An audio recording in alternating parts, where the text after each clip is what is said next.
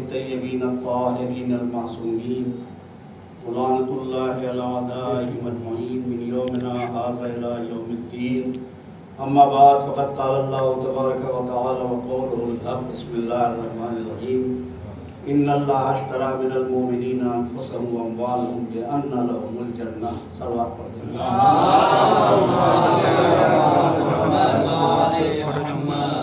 خالق کائنات کا ارشاد ہو رہا ہے کہ اللہ نے مومنین کی جانوں اور مومنین کے مالوں کو جنت کے عوض میں خرید لیا۔ تو اگر کوئی شخص مومن ہے تو اس کی اپنی جان نہیں ہے بلکہ بکی ہوئی ہے، اور اس کا اپنا مال نہیں ہے بلکہ وہ کسی کا خریدا ہوا ہے۔ اب دیکھیے، دھوکہ دے کر ایک پراپرٹی 10 لوگوں کو لوگ بیچ دیتے ہیں، وہ الگ بات ہے اور یہ جرم ہے، لیکن جو چیز آپ فروخت کر چکے ہو اسے دوسرے شخص کے ہاتھوں نہیں بیچا جا سکتا۔ تو اگر مومن نے اپنی جان خدا کے ہاتھ بیچ دی ہے تو اب یہ نفس کسی اور کو نہیں بیچ سکتا۔ اسی لیے کسی مومن پر حرام ہے کسی ایسے شخص کی بیعت کرنا جو اس بات کا مستحق نہ ہو کہ بیعت لے سکے۔ بیعت آپ سنا کرتے ہیں، خرید فروخت، اسی میں ہے بیع و شرع۔ بیعت بیچنا، یہ جو بیعت ہم مجلسوں میں سنا کرتے ہیں، بیچارے ہمارے بچے جانتے ہی نہیں کہ بیعت ہے کیا چیز۔ بیعت کا مطلب ہے اپنے آپ کو بیچنا۔ تو جب آپ بک چکے ہیں تو اب بیچیں گے کس کے ہاتھ؟ جب آپ بک چکے ہیں اور کسی ایسے ویسے کے ہاتھ نہیں بکے ہیں جو ناقدرہ ہو، جوہری نے ہیرے کا سودا کیا، توجہ کریں، تو اب یہ نفس آپ کا بک چکا۔ اور یہیں پہ جلدی سے ہم بات کہہ دیں تاکہ بھول نہ جائیں۔ بہت سے لوگ کہتے ہیں کہ صاحب وہ صبح کی 2 رکعت نماز کیوں ہے، مغرب کی 3 رکعت کیوں ہے، ظہر اثر کی 4، یہ کیوں آپ کو کہنے کا حق ہی نہیں؟ اس لیے کہ جس نے جان خریدی ہے وہ جیسا حکم دے دے ویسے عمل کرنا ہے، جیسا حکم وہ دے دے ویسے آپ کو عمل کرنا ہے۔ اسی طریقے سے صاحب بازوؤں کی طاقت سے دولت ہم نے جمع کی، یہ ہم خمس کیوں دیں، ہم زکوٰۃ کیوں دیں، آپ کا ہے کیا؟ یہ مال بھی بکا ہوا ہے۔ اور یہی پھر ایک جملہ کہنا چاہتا ہوں کہ اللہ کی نظر میں جان جتنی قیمتی ہے مال بھی اتنا ہی قیمتی ہے، اس لیے دونوں کا سودا بھی کیا ہے۔ اور اقیموا الصلاۃ وآتوا الزکاۃ، نماز پڑھو اور زکوٰۃ دو۔ اس کا مطلب یہ ہوا کہ جان کو جس طریقے سے اس لائق بنا کے رکھنا ہے کہ خدا خریدار ہو سکے، ویسے ہی مال کو بھی اتنا پاک بنا کے رکھنا ہے کہ اللہ خرید سکے۔ اب دیکھیں، لوگ کہتے ہیں کوئی صاحب وہ زیارت کرنے جا رہے ہیں، رشوت کے پیسے سے جا سکتے ہیں؟ حج کرنے جا رہے ہیں تو جو ھذا من فضل ربی والی رقم ہے اس کے ذریعے سے امکان ہے۔ اب وہاں لوگ شرعی مسائل پوچھتے ہیں، پوری زندگی میں کبھی شریعت کا مسئلہ نہیں پوچھا، لیکن اس منزل پہ آ کے شریعت کا مسئلہ پوچھا، تو یہ پوچھنے کی نوبت نہ آئے۔ مال کو اتنا پاک رکھیے کہ خدا خرید سکے، اور جان کو اتنی پاکیزہ رکھیے کہ پروردگار اس کا خریدار ہو سکے، ورنہ ناقص سبزی آپ نہیں خریدتے، خدا ناقص جان کیا خریدے گا اور خدا ناقص مال کیا خریدے گا۔ درود پڑھ دے محمد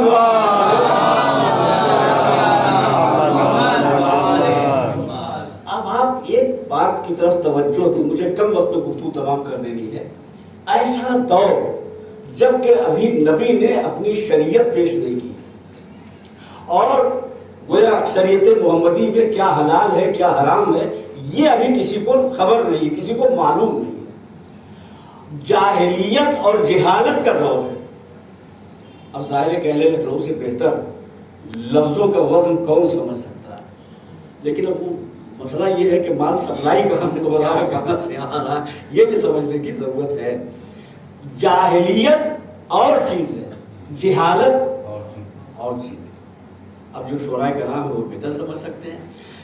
جہالت علم سے محرومی کا نام ہے، جاہلیت تربیت سے محرومی کا نام ہے۔ زمانے پیغمبر میں جو اس وقت کا عرب تھا اسے دور جہالت نہیں کہا جا رہا ہے، اسے دور جاہلیت کہا جاتا ہے. یعنی تربیت ایسی تھی کہ نفس ثابت قدم تھا ہی نہیں. بیٹی کو زمین میں زندہ دفن کر کے وہ خوش ہوا کرتے تھے. پیغمبر نے انقلاب یہ پیدا کیا کہ زمانے کو بتایا کہ بیٹی دفن کرنے کے لائق نہیں ہوتی. بیٹی اگر صاحب کردار ہو تو سرکار رسالت تعظیم کے لیے کھڑے ہوتے محمد.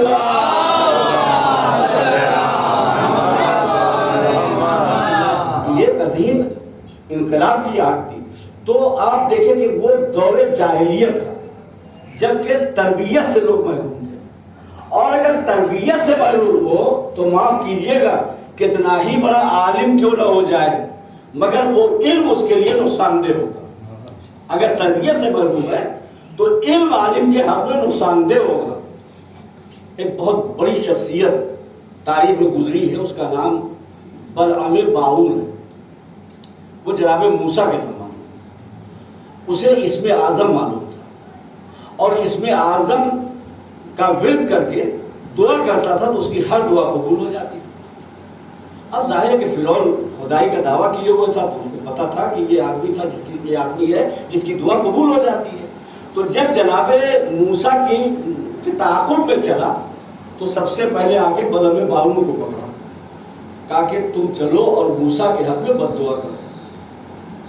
تو پہلے تو وہ تیار نہیں ہوا، لیکن ظاہر ہے کہ دولت ایسی چیز ہے کہ جو اچھے اچھوں کے ضمیر کی خریدار بن جاتی ہے.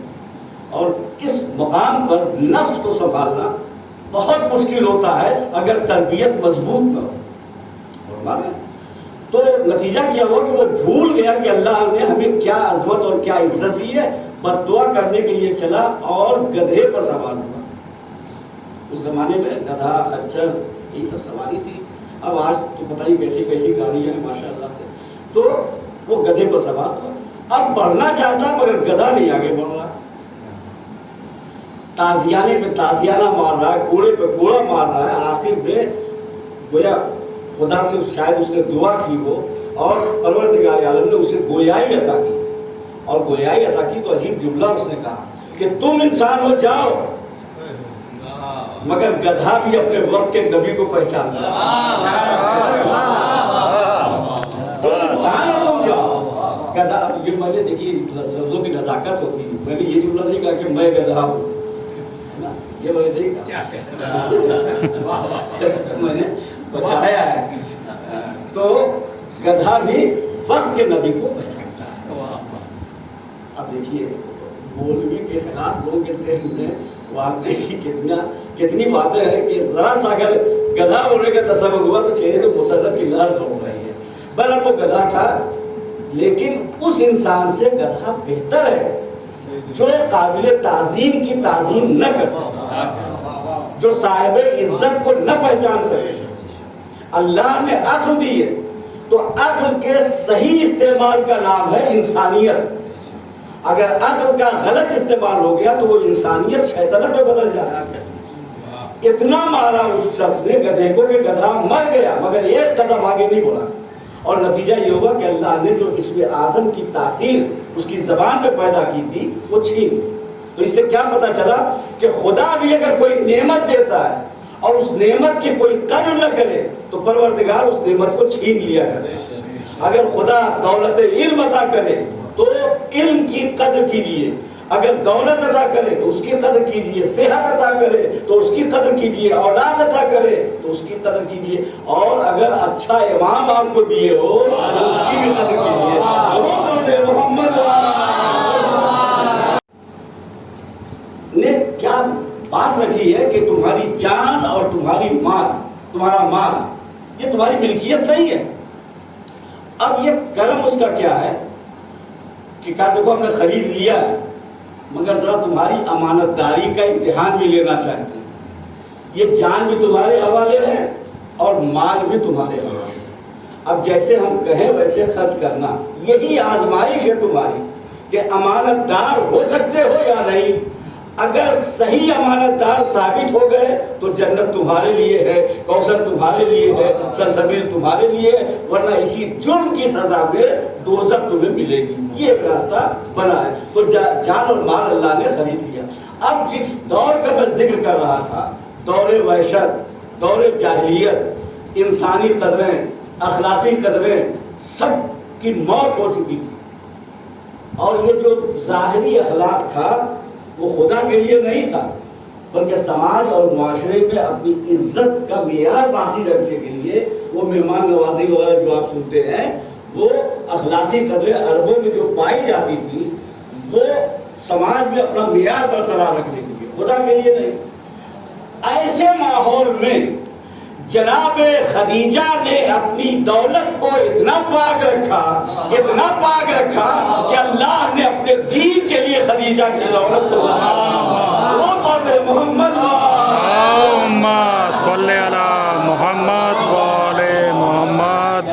خدا نے اپنے دین کے لیے جناب خدیجہ کی دولت قبول کر لی.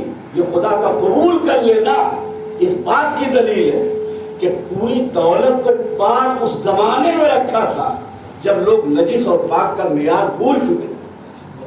اب لوگ کہتے ہیں صاحب ایک عورت بزنس کیسے کر سکتی ہے؟ اس زمانے میں جب عورت کی زندگی ہر لمحہ خطرے کی زد میں تھی، خدیجہ نے اپنے کیریکٹر کو اتنا بلند رکھا کہ اس زمانے میں طاہرہ لقب ملا تھا. توجہ کریں گا. اور جس زمانے میں عورت کو پاؤں کی جوتی سے زیادہ گیا گزرا سمجھا جاتا تھا، خدیجہ کی عظمتوں کا قد اتنا بڑا تھا کہ عرب کے ایسے افراد، ایسے مرد آ کے جناب خدیجہ کے در پہ عظمت خدیجہ کو سلام کیا کرتا تھا. یہ کردار کی بلندی. اب دیکھیں یہاں پہ میں بتاؤں، بیوی تو سب بیوی ہوتی ہے. اب پتہ نہیں آپ میں سے کس کی بیوی بیوی ہے اور کس کی بیوی اہلیہ ہے، گھر پہ جا کر کے اندازہ لگائیے. بیوی تو ہر وہ عورت ہے کہ جس کے ساتھ نکاح ہو گیا، شادی ہو گئی، وہ بیوی ہے. اہلیہ اسے کہتے ہیں کہ جو شوہر کے مزاج کو باقی رکھنے میں کامیاب ہوتا ہے، جو شوہر کی عظمت، شوہر کی عزت، شوہر کی رفعت، شوہر کی امانت کی حفاظت کر سکے. اب جناب خدیجہ کا کریکٹر آپ دیکھیں، اللہ نہ کرے کہ کسی سرمایہ دار بیٹی کی شادی کسی غریب لڑکے سے ہو جائے. اگر کہیں ایسا ہو گیا تو قدم قدم پہ زہر اگلتی ہے ایسی بیٹی. ارے ہمارا کیا دور تھا، ہم اپنے مائکے میں کیسے تھے، ایسی زندگی تھی، ویسی زندگی تھی، کہاں آ گئے. خدیجہ ایسے گھر سے آئی ہیں کہ ملکۃ العرب ہو. ملکۃ العرب، آج آپ ملکہ کا تصور بھی نہیں کر سکتے. ان کے نوکروں کے جو خیمے ٹینٹ لگتے تھے اس کی رسی سونے کے تار سے بنی ہوئی تھی، اور جو میخیں ہوتی تھی خیمے کے لیے جو جس میں رسی باندھی جاتی تھی وہ میخیں سونے کی تھی، نوکروں کی. تو خدیجہ کی دولت کیا رہی ہوگی؟ ایسے گھر سے آئی اور اس گھر میں آئی جہاں درخت کے پتے کھائے، درخت کی چھال کھائیے. ایسے عالم میں بھی حرف شکوہ جناب خدیجہ کی زبان پہ نہیں آیا. یہ عورت کی فطرت کا سب سے بڑا معجزہ، بہت بڑا معجزہ ہے کہ اس منزل پر بھی شکوہ نہیں آیا. بس ایک جملہ کہہ کے تیزی سے آگے بڑھ جانا چاہتا ہوں، ذہنوں پہ جو مدتاری ہونے پائے کہ نان و نفتے کا مسلسل مطالبہ کر کے شوہر کے دماغ کو منتشر کرنا اور ہے، اپنی دولت کے ذریعے شوہر کے مشن کو بلندیوں پہ پہنچا دینا اور ہے. محمد اللہم صلی علی محمد وعلی محمد. بیٹھ جائیے.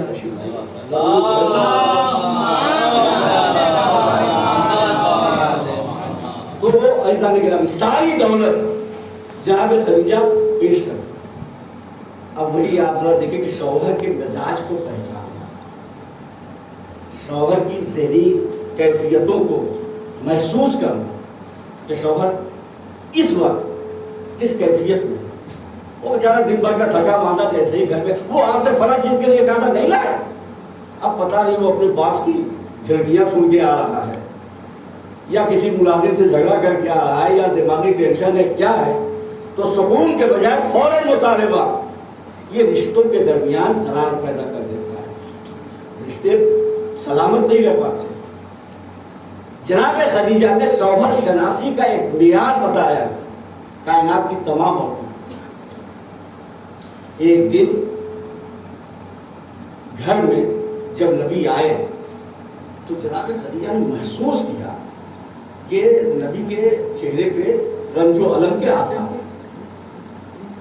تو جب ذرا بیٹھ گئے، اطمینان ہو گیا، ادھر ادھر باتیں بھی ہوتی رہی، جب مکمل سکون حاصل ہو گیا تو اب کہتی ہے کہ یا رسول اللہ، آپ کے چہرے میں کچھ اضطراب اور بے چینی کی لہریں دیکھ رہی ہوں،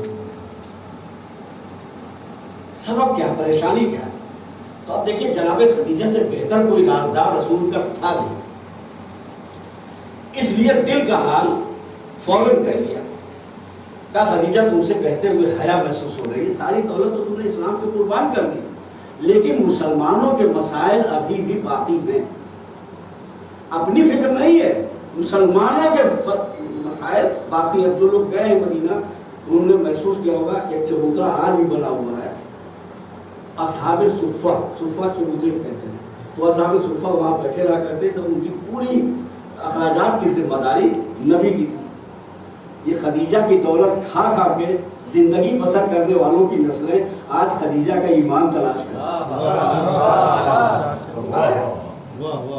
ورنہ بھوکے مر گئے ہوتے، نسل آتی ہی نہیں، پیدا ہی نہیں ہوتی۔ تو پیغمبر فرما رہے ہیں کہ خدیجہ اب حیا آ رہی ہے، تم نے تو سب کچھ قربان کر دیا۔ میں آپ کو بتا رہا ہوں کہ دیکھیے میں تو ایک بہت معمولی سا انسان ہوں، لیکن کہیں کہیں غور کرنے سے نتیجہ سامنے آ جاتا ہے، اور غور آپ کیجئے تو آپ کو بھی نتیجہ ملے گا۔ اس موقع پر پہنچ کر میں نے یہ محسوس کیا کہ جناب خدیجہ نے جو جملہ کہا ہے اسے محسوس کرنے کی ضرورت ہے ہر مسلمان کو۔ جیسے ہی نبی نے کہا کہ حیا محسوس ہو رہی ہے، مسلمانوں کے مسائل باقی ہے، جناب خدیجہ بغیر کسی انتظار کے ایک لمحہ ضائع کیے بغیر کہا اللہ کے نبی یہاں کا تاجر یہاں کا نہیں ہے جو میرا قرضدار نہ ہو، اور اس کے بعد ایک فہرست جناب خدیجہ نے پیش کی، فلاں فلاں فلاں فلاں فلاں، کہا اللہ کے نبی ان کو بلوا۔ اب جو ظاہر سی بات ہے کہ انسان کا مزاج وہ رسول کو اپنا جیسا سمجھتا ہے، تو اگر خدیجہ کو اپنا جیسا سمجھے تو پریشانی نہیں ہے۔ تو مسلمان مورخ نے یہاں محسوس یہ کیا کہ جب وہ جو قرض لیے ہوئے ہیں وہ آئیں گے تو جناب خدیجہ اپنے قرض کا مطالبہ کریں گے۔ اور سچی بات کہہ رہا ہوں کہ مجھے بھی ایسے ہی محسوس کہ جو یہ فہرست بیان کی کہ فلاں فلاں فلاں کے ذریعے اتنا پیسہ ہے، اتنے پیسے اتنے روپے ہیں، وہ وہاں کی جو بھی رقم رہی ہو، تو میں نے بھی یہی محسوس کیا کہ جناب خدیجہ یہی کہیں گی کہ انہیں بلائیے، ان سے میں پیسے لیتی ہوں اور پھر مسلمانوں کے کام آئیں گے۔ اور کسی کی مجال نہیں تھی کہ خدیجہ بلائے اور وہ نہ آئے۔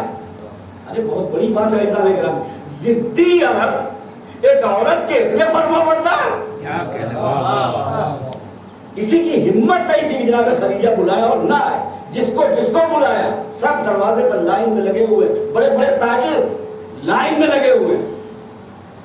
نبی نے آگے کہا خدیجہ جو جن لوگوں کے نام تم نے بتائے تھے سب کے سب آ گئے، دروازے پہ پردہ پڑا ہوا، کہا اللہ کے نبی پردے کے پیچھے میں کھڑی ہو جاتی اور لائن میں کھڑے ہوئے ان تاجروں سے کہیے آپ کے دین کا کلمہ پڑھتے جائیں، میں قرضہ معاف کرتی جاؤں، آپ کے دین کا کلمہ پڑھتے جائیں، میں ان کا قرض معاف کرتی جاتی ہوں۔ قسم خدا کی قیامت تک اگر مسلمان اس قرض کو اپنے سر سے اتارنا چاہے تو اتار نہیں سکتا۔ درود پڑھ دے محمد اللہم صلی علی محمد و آل محمد۔ دیکھیے ایک مثال میں دے رہا ہوں، حسن بھائی بچارے بڑی محنت کر رہے ہیں اس لیے ہمیں ایک مثال دے رہا ہوں کہ میں تھوڑا پریشان حال تھا، مثال ہی دے رہا ہوں، واقعہ نہیں تھا، میں تھوڑا پریشان حال تھا۔ انہوں نے مجھے 2 لاکھ روپے دیے اور کہا مولانا آپ پریشان ہو، آپ اس سے بزنس کریں۔ میں بالکل پریشان حال تھا، 0 پوائنٹ پہ تھا۔ انہوں نے 2 لاکھ روپے دیے نہیں ابھی، ورنہ کہیں کہ آپ یہ پاپا کا کہتا ہوں کوئی مثال پیش کر رہا ہوں۔ تو انہوں نے 2 لاکھ روپے مجھے دیے اور کہا آپ بزنس کیجیے۔ اچھا اب میں نے بزنس کیا، میں کامیاب ہو گیا، اب ظاہر سی بات ہے چلیے ٹھیک ہے میں نے واپس بھی کر دیا ان کے 2 لاکھ، اس لیے کہ اتنا کاروبار بڑھ گیا کہ میں نے مکان بنوا لیا، گاڑی لے لی، پیسے آ گئے، اب میری نسل اس دولت کو جتنا بڑھا لے جائے، اس دولت کو جتنا بڑھا لے جائے، احسان حسن بھائی کا رہے گا، مسلمانوں تم تیل بیچ کے کتنے ہی غنی ہو جاؤ،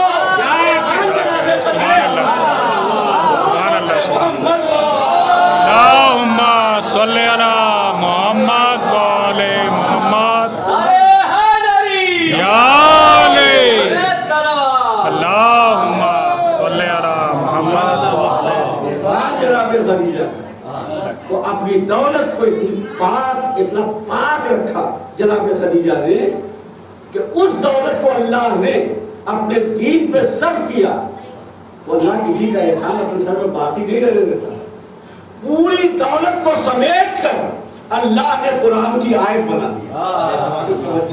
اگر باق نہ رہی ہوتی دولت تو خدیجہ کی دولت قرآن کی آیت نہ بنی ہوتی، اور اب اس کے بعد دوسری قیمت ان اللہ اشتری من المؤمنین انفسهم واموالهم، یعنی مال اور جان، تو جان کی بھی قربانی پیش کی جناب خدیجہ نے۔ تفصیل کا وقت نہیں ہے چونکہ ایک رخ خالی اور پیش کرنا ہے، ایک رخ کی طرف اور متوجہ کر دینا ہے۔ اس کی وجہ کیا ہے؟ اس لیے اپنے جوانوں اور اپنے بچوں کو بتا دینا چاہتا ہوں کہ دیکھیے جب آپ اچھے کو اچھا کہنا چھوڑ دیں گے اور برے کو اچھا کہنے لگیں گے تو پورا معاشرہ بگڑ جائے گا، پورا معاشرہ خراب ہو جائے گا۔ مسلمانوں سے غلطی یہ ہوئی کہ جن چہروں کو پہچانوانا چاہیے تھا اسے چھپایا، اور جو چہرے اس لائق نہ تھے کہ سامنے پیش کیے جائیں راویوں کو خرید کر کے ان کے چہروں کو خوبصورت میک اپ میں پیش کیا گیا۔ نتیجہ کیا ہوا کہ جب پسینہ ہوا اور میک اپ ہٹا تو مغرور چہرے نگاہوں کے سامنے آئے اور اسلام دہشت گردوں کا مذہب نظر آنے لگا۔ جب میک اپ ہٹ جاتا ہے تو چہرہ اور بھیانک ہو جاتا ہے، اس سے بہتر میک اپ نہ کرے تو اچھا ہے۔ دیکھیے ایک چھوٹا سا واقعہ مجھے یاد آ گیا، بامبے کی زندگی بڑی مشہور زندگی ہے، یعنی کبھی کبھی باپ بیٹے میں اب تو ملاقات نہیں ہوتا، تو بڑی مشہور زندگی وہاں۔ تو میں بس اسٹاپ پہ کھڑا ہوا تھا، اس میں 2-3 عورتیں بھی کھڑی ہوئی تھیں جو آفس چلے ہوئے۔ ایک عورت آئی، اس نے کھڑی ہوئی عورت سے کچھ کہا، اس کا چہرہ بگڑا اور سنبھل لیا اس نے۔ تو جو بس آئی وہ عورت چلی گئی جس نے کہا تھا کام میں، اس سے میں نے کہا کہ آپ نے کیا کہا کہ اس کا چہرہ بالکل بگڑ گیا؟ کہا وہ اس کے ایک عزیز کا انتقال ہو گیا، میں نے اس کی خبر دی۔ تو میں نے کہا چہرہ سنبھالا کیسے؟ اسے رونا چاہیے تھا۔ کہا اس لیے نہیں روئے کہ کہیں میک اپ نہ خراب ہو گیا۔ اس کا مطلب یہ کہ رونے سے وہ بچتے ہیں جو اس کے چہرے پر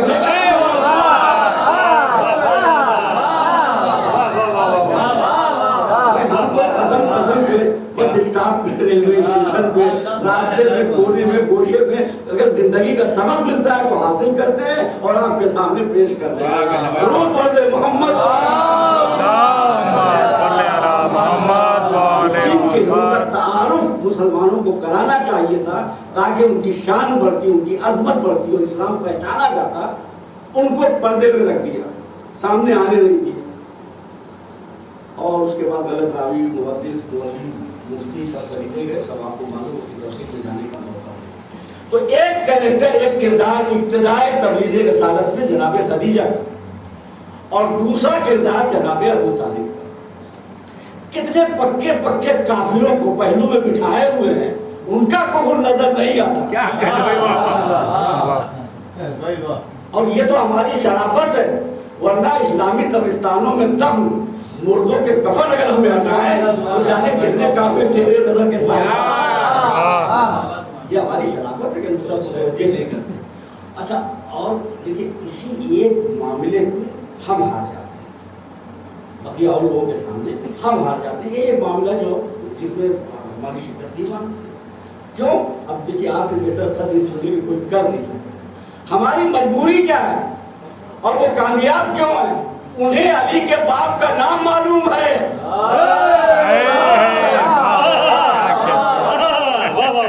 اس لیے वो जो चाहे कर ले, भाई हमें आगे नहीं आना।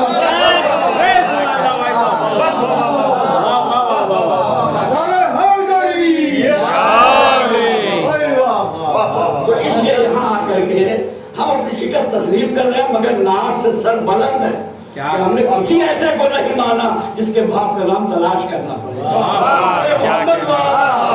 अल्लाहुम्मा सल्ली अला मोहम्मद वाले मोहम्मद। वो ऐसा करेंगे नहीं। जब मजलिस पढ़ के हम जाने लगे तो उन्होंने कहा कि मुसा हमारे दादा के ज़माने का एक हीरा घर में रखा हुआ और आपने मजलिस पढ़ी है, ये हम आपकी खिदमत में दो वजन पेश करें तो डिबिए में रखा। तो हम लोग का दिल बड़ा छोटा होता है, दिल धक धक कर रहा है कि अल्लाह असली है कि नकली है, हीरा है कि नहीं है, कहीं क्या है क्या नहीं है, और अगर हीरा है तो इसका वजन क्या है। आगे तो रख रहा है। तो खैर जब इन्होंने रोसा कर दिया, थोड़ी दूर गए तो निकाला, धीरे से कोई देख तो नहीं रहा है, मजलिस में जो लोग हैं उनमें कोई नजर तो नहीं आ रहा है, उसका देखा तो एक छोटा सा हीरा था, वाकई हीरा था। पहचानते हैं हम भी, बोल भी क्या नहीं पहचानते, तो हम भी पहचान गए थे। अच्छा साहब वो जो दिल में ये धड़कन के है तो वाकई हीरा, मगर इसका वजन क्या है। तो थोड़ी दूर गए तो देखा एक जगह ट्रक वजन किए जा रहे हैं। क्या कह रहे, कोयले लदे हुए, सूखी लकड़ियां ट्रक पे, और वहां तो हम गए, हमने कहा भैया माशाल्लाह बड़े वक्त पे हम आ गए आपके यहाँ, ये हमारे पास छोटा सा हीरा है, इसे आप तोड़ लीजिए। यहाँ नहीं तोड़ा जा सकता। क्यों? कहलिए कोयला तोड़ा जा रहा, क्या कह रहे, कोयला तोड़ा जा रहा, यहाँ हीरा नहीं तोड़ा जा सकता। आप फला दुकान पे जाइए, जौहरी क्या जाइए, उसकी आप कोई बेचारा गरीब कोयला लेके पहुंच गया, क्या भैया ये हम अगर तोलेंगे तराजू ही टूट जाएगी। तो पता चला तराजू भी अलग अलग चीजों को वजन करने के लिए अलग अलग होती है। क्या कहने। अरे तुम अबू तालिब का ईमान उस तराजू पे तोल रहे हो जो यजीद के दादा का तराजू है। उस तराजू पे अबू तालिब का ईमान तुम तोल ही नहीं सकते। वहां चलो जहाँ कुरान तोला जा रहा है, जहाँ रिसालत पहचानी जा रही है, जहाँ इमामत पहचानी जा रही है, दुरूद पढ़े मोहम्मद अल्लाहुम्मा सल्ली अला मोहम्मद वाले मोहम्मद। बात कहकर के तमाम करना चाहता हूँ कि हमारे आखिरी नबी सल्लल्लाहु अलैहि वसल्लम ने फरमाया है कि हर बच्चा इस्लाम की फितरत आगोश तरबियत, उससे वही जहालत और जाहिलियत वाली बात आ गई। आगोश तरबियत, जिस दौर में तरबियत हुई है वो तरबियत जो है यहूदी मजूसी काफिर बना दिया करती है। तरबियत फितरत के रुख को बदल देती है। तरबियत अगर गलत हो गई तो गलत मुड़ जाएगी जिंदगी, तरबियत सही हुई तो सही समझ जिंदगी का सफर होगा। तो तरबियत बड़ी अहम चीज है। तो एक रूह नबी के इस कौल से ये मिला कि अगर किसी की गोद पर रखनी हो कि गोद कैसी है, तो ये देखो कि उसकी गोद के पले हुए बच्चे कैसे। बस आखिरी बात है और मुझे तो इस मौके पर पसीना अंदर से हो रहा है। आपने जोर से चूंकि सलवार पढ़ी नहीं तो आपको क्या पसीना होगा। एक दफा सलवार पढ़ूंगा।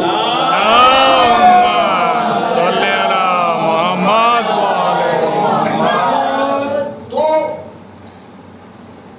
गोद कैसी है, इस एतबार से जब हमने जनाब अबू तालिब की जिंदगी को देखा तो ये देखा कि एक पला तो रहमत किरदगार हुआ, दूसरा पला तो हैदर कल्लार हुआ, तीसरा पला तो जाफर तैयार हुआ। रोज पढ़ रहे मोहम्मद। और कुदरत ने भी जैसे तय कर लिया कि तुम अबू तालिब के कैरेक्टर और किरदार को तारीख के सफे से हटाने की कोशिश करोगे, हम अबू तालिब को हर जगह बाकी रखेंगे। अबू तालिब इस्लाम के हर महाज में नजर आएंगे, कभी अली की सूरत में, कभी हसन की सूरत में, कभी हुसैन की सूरत में, और वही खून बाकी रहेगा पर्दे गैब में जो दीन की हिफाजत करेगा। ग्रामी वो करबला जिसने इस्लाम को बचाया है, उस करबला में अबू तालिब का लहू है, खून शामिल है जनाब अबू तालिब का। आज जो ये दीन है और आज जो ये इस्लाम है, वो अबू तालिब और खदीजा को अल्लाह की तरफ से जो नेमतें औलाद मिली है, उस नस्ल ने दीन को हर दौर में बचाया। करबला सुनना आसान है, करबला पढ़ना आसान है, करबला को महसूस करना। हम लोग मजलिसें सुनते हैं और मजलिसें सुनते सुनते इतने आदी हो चुके हैं, इतने आदी हो चुके हैं कि एक आदत सी हो गई है वाक़यात करबला को सुनने की। जो वाकई असर होना चाहिए वो असर नहीं हुआ, तो उसके बहुत से असबाब हैं, लेकिन एक सबब यह भी है कि हम आदी हो गए। लेकिन महसूस करें कि आप यहाँ कितने सुकून से बैठे हैं। अगर कोई आपसे कह दे कि आप यहाँ बैठे, किसी ने आपकी बहन को तमाचा मारा, सोचिए आपकी कैफियत क्या होगी। अज़ादारों, खाली इसी एक रूप से अगर करबला को समझो तो आंखों से आंसू जारी हो जाएंगे, वरना सबसे ज्यादा कीमती एक औरत का सरमाया उसकी औलाद हुआ करती है। करबला वो जगह है जहां माएँ अपने बच्चों को तैयार कर रही हैं मौत के लिए, मरने के लिए, जहां बीवियां अपने वारिसों को भेज रही हैं, जाओ दीन इस्लाम की अपनी जिंदगी को कुर्बान कर दो। अज़ादारों, करबला एक ऐसा मंजर है। देखिए, मसलन हमारे बाप का इंतकाल हुआ, हमने अपने बाप को देखा था, जब उनका तस्करा होता है तो हमारी आंखों में आंसू आ जाते हैं, हम रोते हैं। मगर जब हमारे दादा का इंतकाल हुआ था, हमने उनको नहीं देखा था, तो उनका तस्करा होता है तो हमारे दिल में वो दर्द नहीं होता, वो आंसू नहीं निकलते, क्यों? इसलिए कि हमने देखा ही नहीं था। हुसैन के गम का मौजज़ा ये है कि 14 सदियां गुजर गई, न किसी ने अकबर को देखा है, न किसी ने कासिम को देखा है, न किसी ने औरत मोहम्मद को देखा है, मगर आज भी जब तस्करा होता है तो ऐसा मालूम होता है जैसे अकबर के सीने में बच्ची का पल आज ही पड़ा है। आप लैला के कलियल जवान का मातम करने के लिए आए हैं, ताबूत की शबी आपकी निगाहों के सामने है। अल्लाह न करे किसी का जवान बेटा मर जाए और इस दुनिया से रुखसत हो जाए। आप जानते हैं जवान बेटे का हुसैन जैसे इमाम के दिल पर क्या असर हुआ है। कमर झुकाए हुए या अली कहते हुए अकबर की आवाज के सहारे बढ़ रहे हैं, और जब एक जगह पहुंचे हुसैन तो देखा जवान बेटा जलती हुई जमीन पे एड़ियां रगड़ रहा है। बड़ा मुश्किल मरहला है बूढ़े बाप का जवान बेटे का जनाजा उठाना, जवान बेटे का लाशा उठाना। अजब नहीं कि हुसैन ने एक दफा जलती हुई जमीन पे लाशें जो पड़े हुए थे हुसैन के जानिसारों की आवाज दी हो, आओ और देखो मेरा अकबर शहीद हो गया, मेरा करियर जवान शहीद हो गया, हम सब ये रसूल शहीद हो गया। अल्लाह ताला ने मज़मून में करबला हुसैन के जो इस्तिराब की कैफियत उस मौके पर है तारीख में महफूज है। मगर जनाब लैला कितनी मुस्तरिब थी, माँ थी ना, माँ के दिल पे ज्यादा असर होता है। माँ पे क्या असर हुआ है वो सुन लीजिए और एक मंजर और मातम कीजिए ताकि हुसैन के करियर जवान लाल के मातम का कुछ हक अदा हो सके। अज़ादारों, ये वो करियर जवान था लैला का कि जिन्होंने तय कर लिया था कि मैं अकबर का मातम नहीं करूंगी, मैं अपने करियर जवान पे आंसू नहीं बहाऊंगी। लेकिन शहादत की खबर ने बाज़ रिवायतों के मुताबिक कि जब करियर जवान का लाशा आया है और जमीन पे लिटाया गया है, उस लाशे को रखा गया है, लिया है, बीवियों ने हल्के में लिया है। एक दफा शहजादी ज़ैनब कहती अम्मा फिज़ा कहीं लैला नजर नहीं आ रही है, नजर नहीं आ रही है, जाओ देखो शायद खेमे में बैठी हो। अब जो फिज़ा आई तो देखा कि खेमे का जो पर्दा है जगह जगह हाथ रखती हुई आगे बढ़ रही है। कहा बीबी चलो तुम्हारे करियर जवान का लाशा आया हुआ है। कहा फिज़ा मैं भी सुन रही हूँ लेकिन खेमे का दर्द तलाश कर रही हूँ, मुझे दिखाई नहीं दे रहा है। हाय मेरा करियर जवान। अरबाब अज़म, ये हुसैन का आलम क्या था हम महसूस नहीं कर सकते। रबाब के दिल पर क्या गुजरी है हम महसूस नहीं कर सकते। बस सुन लो आखिरी मंजिल और इंशाअल्लाह आंसुओं के साए में मजलिस तमाम करो। परवरदिगार, ये जो वबा फैली हुई है और तमाम लोग परेशान हैं, इस वबा से निजात अता फरमा। माबूद बरहत मोमिन मोमिना बीमार हो उन्हें शिफाए कामिला अता फरमा। जो दिली मुरादें जायज लेके आए हैं, उनकी मुरादें पूरी हो। आओ हुसैन के कलियत जवान का वास्ता देकर अपनी आरज़ुओं को खुदा से तलब कर लो, अपनी उम्मीदों को खुदा से मांग लो। ये वो कलियत जवान है कि जब शहीदों के कटे हुए सर नेज़े की बुलंदियों पे जा रहे थे, मैं लैला की बात नहीं कर रहा हूँ, मैं उम्मे फरवा की बात नहीं कर रहा हूँ, मैं फिज़ा की बात नहीं कर रहा हूँ, मैं जनाब ज़ैनब की बात नहीं कर रहा हूँ। एक तमाशाई औरत कटे हुए सरों को देख रही है। अली अस्कर का सर देखा, कुछ नहीं कहा। अब्बास के कटे हुए सर को देखा, कुछ नहीं कहा। हुसैन के कटे हुए सर को देखा, कुछ नहीं देखा। कहा औलाद वालों, जैसे ही अली अकबर के कटे हुए सर को देखा, एक दफा कलेजा थाम के जमीन पे बैठ गई। ए जवान, काश तेरे मरने से पहले तेरी माँ मर गई हो। अरे तेरा गम कैसे बर्दाश्त किया होगा। फिर आगे बड़ी बीवी, ऐसा लगा हो इस जवान की माँ इन्हीं कैदियों में है। मुझे लोरी सुना दो बाबा, अपने सीने ना को सुला दो बाबा, अपने सीने पे सकीना को सुला दो बाबा। आखिरी बार मुझे लोरी सुना दो बाबा, अपने सीने पे सकीना को सुला दो बाबा, अपने सीने पे सकीना को सुला दो बाबा, अपने सीने पे सकीना को सुला दो बाबा। तुम मुझे छोड़ के जाते हो तो जाओ, लेकिन तुम मुझे छोड़ के जाते हो तो जाओ, लेकिन होगा फिर से मेरा कब से मिलना मुमकिन। लौट के आओगे कब इतना बता दो बाबा, अपने सीने पे सकीना को सुला दो बाबा, अपने सीने पे सकीना को सुला दो बाबा, अपने सीने पे सकीना को सुला दो बाबा। मेरे रुखसार पे बरसे ना तमाचे उसके, मेरे रुखसार पे बरसे ना तमाचे उसके। क्या मैं आशूं मुझे शूं कहीं ढूंढ न ले, मुझको भी साथ में असगर के छिपा दो बाबा, अपने सीने पे सकीना को सुला दो बाबा, अपने सीने पे सकीना को सुला दो बाबा, अपने सीने पे सकीना को सुला दो बाबा। आपका कुछ दूसरे दाश्त वाला दर्द हो कौन, आपका कुछ दूसरे दाश्त वाला दर्द हो कौन।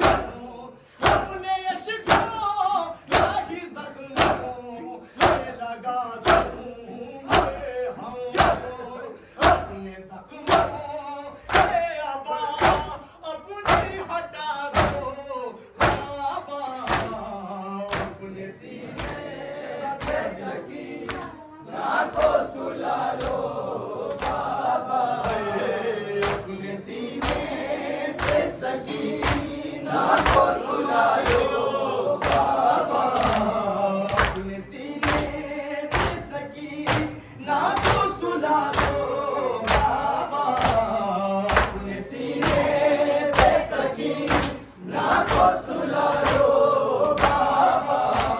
लाश ही लाश है मकतल मैं किधर जाऊं मैं, लाश ही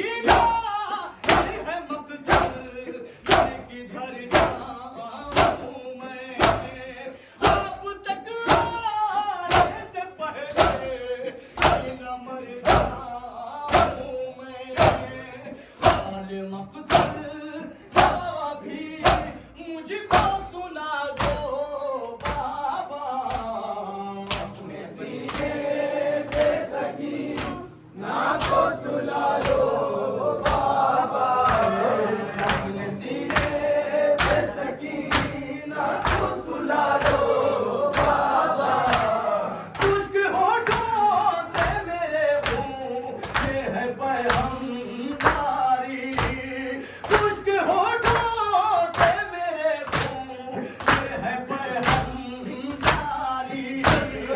ये खिले आगे वो खुद तशे लगा नहीं मेरी, मेरे अम्मू या तारा इसे बुला दो बाबा, अपने सीने पे सकीना को सुला दो बाबा, अपने सीने पे सकीना को सुला दो बाबा, अपने सीने पे सकीना को सुला दो बाबा।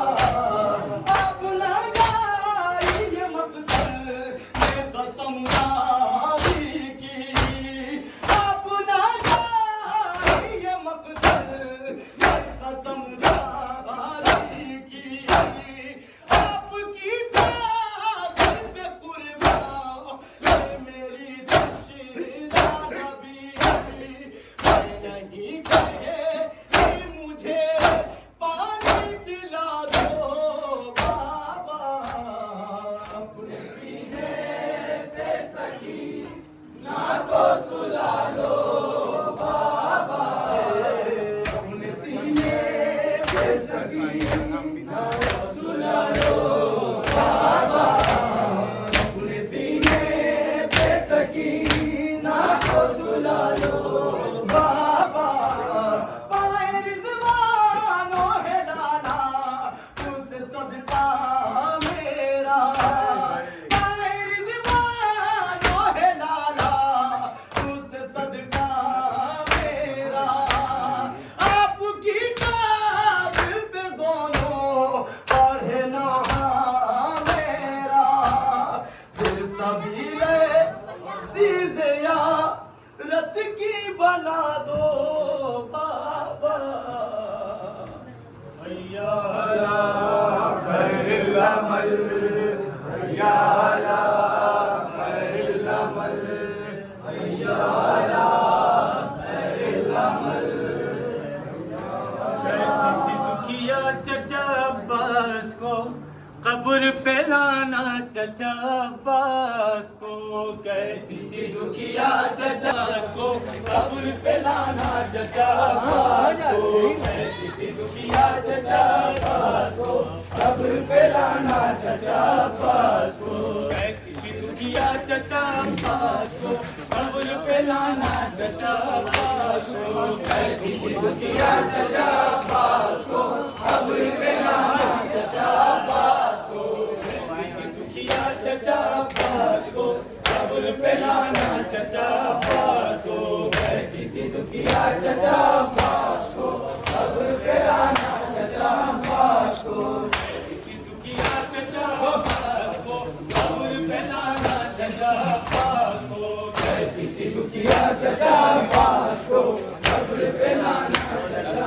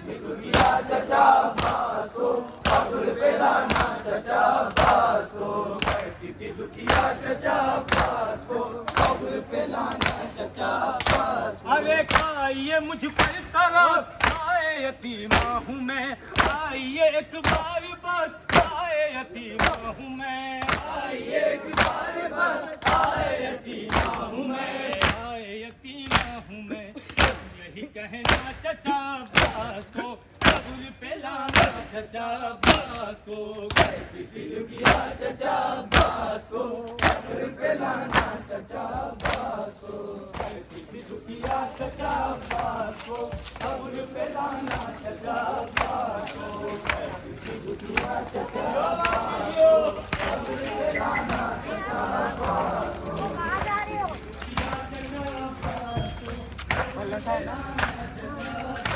چچا عباس کو، قبر پہ لانا چچا عباس کو، قبر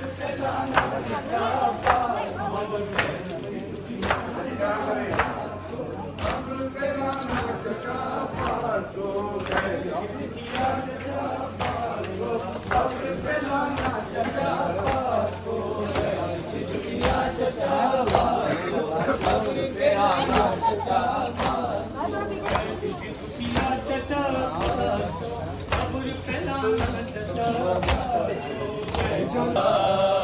بابا میں رل گئیاں تیرا سینہ نہیں لگا، بابا میں رل گئیاں تیرا سینہ نہیں لگا، بابا میں رل گئیاں لگتے ہیں دل میں لگتے ہیں دل میں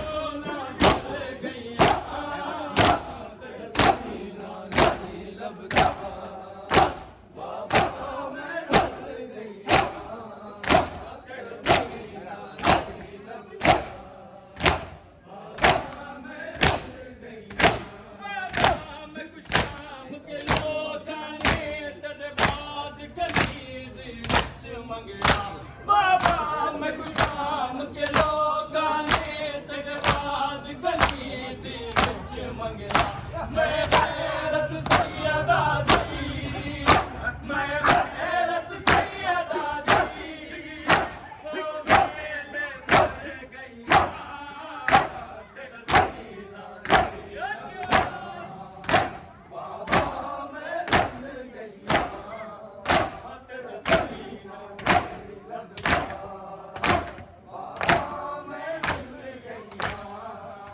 تیرا سینہ نہیں لگا، بابا میں رل گئیاں تیرا سینہ نہیں لگا، بابا میں رل گئیاں، چل کرتے تھے دربار چلیا میں کھول کھلو کے دینی، چل کرتے تھے دربار چلیا میں کھول کھلو کے دینی، نہیں ملیا سر تیرا، نہیں ملیا سر تیرا، در لے کر جی رہیاں تیرا سینہ نہیں لگا، بابا میں رل گئیاں تیرا سینہ نہیں لگا، بابا میں رل گئیاں نہیں لگا، بابا میں رل گئیاں تیرا سینہ نہیں لگا، بابا میں رل گئیاں، جدھر پہلا پیسہ مقتل وچ میں کچھ مر لیل یتیمی، جدھر پہلا پیسہ مقتل وچ میں کچھ مر لیل یتیمی، اج ظالم حق چھایا، اج ظالم حق چھایا، میں خاک در پئیاں تیرا سینہ نہیں لگا، بابا میں رل گئیاں تیرا سینہ نہیں لگا، بابا میں رل گئیاں تیرا سینہ نہیں لگا، بابا میں رل گئیاں میں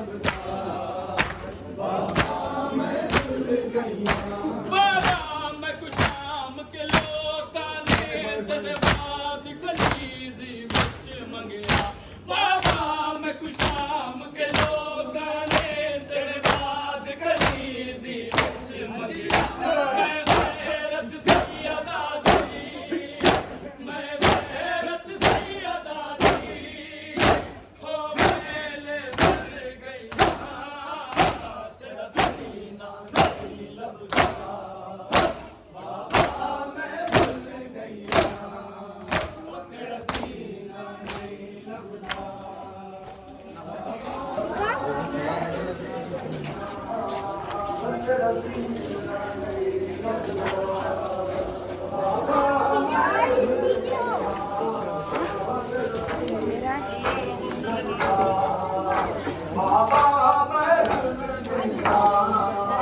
تیرا سینہ نہیں لبتا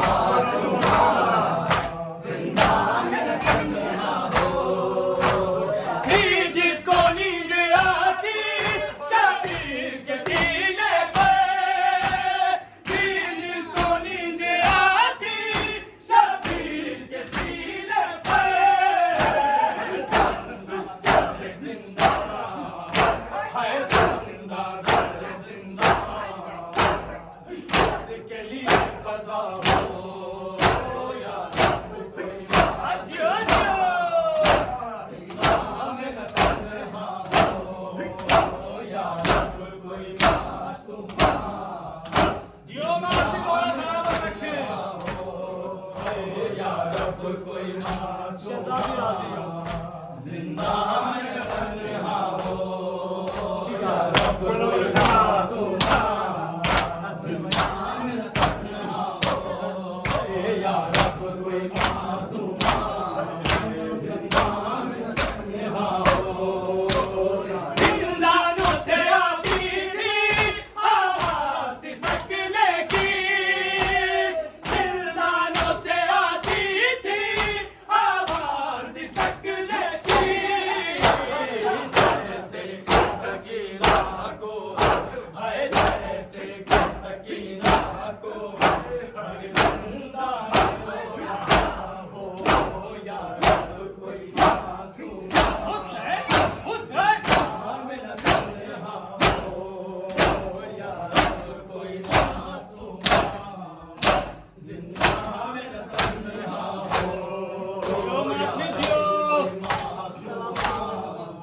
जिंदा में तन्हा हो या रब कोई मासूम जिंदा में तन्हा हो या रब कोई मासूम जिंदा में तन्हा हो या रब कोई मासूम जिंदा में तन्हा हो टकराए न वो क्यों कर जिल्ला की दीवारों से टकराए न वो क्यों कर जिल्ला की दीवारों से भाई से और फुकरी से हर भाई से और फुकरी से उसको जुदा किया हो या रब कोई मासूम जिंदा में तन्हा हो या रब कोई मासूम